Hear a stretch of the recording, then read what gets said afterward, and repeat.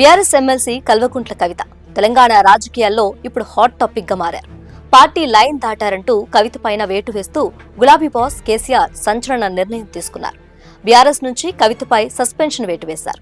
కొంతకాలంగా పార్టీ పైన కవిత చేస్తున్న వ్యాఖ్యలు సంచలనంగా కీలక నేతలతో సహా అందరికీ ఇబ్బందిగా మారడంతో కవిత పైన చర్యల విషయంలో కేసీఆర్ పార్టీ ముఖ్య నేతలతో చర్చించారు. తాజాగా కాళేశ్వరం కేసు సీబీఐకి అప్పగించిన వేళ సీరియస్ కామెంట్ చేశారు కవిత. వీటిని తీవ్రంగా పరిగణించిన కేసీఆర్ వేటు వేశారు.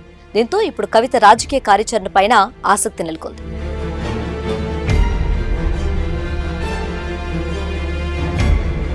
బీఆర్ఎస్ నుంచి సస్పెండ్ అయిన కవిత తదుపరి అడుగులపైన ఆసక్తి నెలకొంది. కొత్త పార్టీ పెట్టేందుకు కవిత సమాయత్తం అవుతున్నట్లు తెలుస్తోంది. కొత్త పార్టీ కోసం ఇప్పటికే పేర్లపైన చర్చించినట్లు సమాచారం. తన మానస పుత్రిక తెలంగాణ జాగృతి సంస్థ పేరునే పార్టీ పేరుగా ఖరారు చేసే అవకాశం ఉందని చెబుతున్నారు. తెలంగాణ బహుజన రాష్ట్ర సమితి పేరును కూడా ఆమెతో సన్నిహితంగా ఉండే కొందరు బీసీ నేతలు తెరపైకి తీసుకొచ్చినట్లు సమాచారం. టీఆర్ఎస్ పేరుపైన సాధ్యాసాధ్యాలు పరిశీలన చేస్తున్నట్లు తెలుస్తోంది.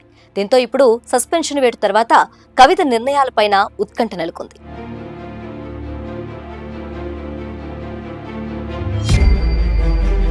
బీఆర్ఎస్ నుంచి సస్పెన్షన్ ఆర్డర్స్ రావడంతో త్వరలోనే కవిత కొత్త పార్టీ పేరు ప్రకటించే అవకాశం ఉందని తెలుస్తుంది. లిక్కర్ స్కామ్ లో జైలు శిక్ష అనుభవించి బయటకు వచ్చిన తర్వాత బీఆర్ఎస్ పార్టీ వ్యవహారాల్లో అంటీ ముట్టనట్టు వ్యవహరించారు. ఆ సమయంలోనే కవిత కొత్త పార్టీ పెట్టబోతున్నారనే ప్రచారం జోరుగా సాగింది. ఇప్పుడు పార్టీ నుంచి సస్పెండ్ కావడంతో పార్టీ పెట్టేందుకు లైన్ క్లియర్ అయినట్లు ఆమె అభిమానులు భావిస్తున్నారు. దీంతో తెలంగాణలో మరో కొత్త పార్టీ ఆవిర్భవించనుందనే వార్తలు వినిపిస్తున్నాయి.